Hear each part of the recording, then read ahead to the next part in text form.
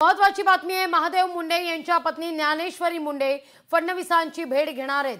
फडणवीसांची भेट घेण्याकरता त्या रवाना झालेल्या आहेत। महादेव मुंडे हत्या प्रकरणाला 21 महिने उलटलेले आहेत। मुंडेंचे मारेकरी अद्याप सापडलेले नाहीत।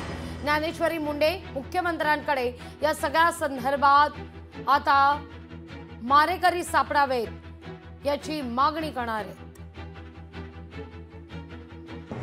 एवढीच मागणी आहे मुख्यमंत्री साहेबांना की गरीब कुटुंबाला न्याय द्यायला साहेब तुम्ही पुढे या। आणि जी माझी व्यथा आहे 21 महिन्यात जे मी प्रवास केला आहे, म्हणजे ह्याच्यामध्ये जो माझ्यासोबत प्रवास घडला आहे तो मी सगळा त्यांना सांगून SIT CID ची मागणी करून आरोपींना तत्काळ अटक करण्याची मागणी करणार नाही। जेवढे अधिकारी होते त्यांना पण चौकशीला घ्या म्हणून सांगणार आहे SIT मार्फत। ते बी त्या बैठकीला म्हणजे दादांच्या नेतृत्वाखाली ही बैठक आहे ना, मग दादांनी सांगितलं आहे निपक्षपाती बैठक आहे।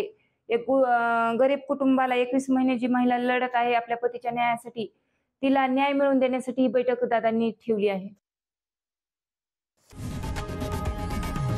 लोकशाही मराठी ऐका, पहा, जागरूक रहा।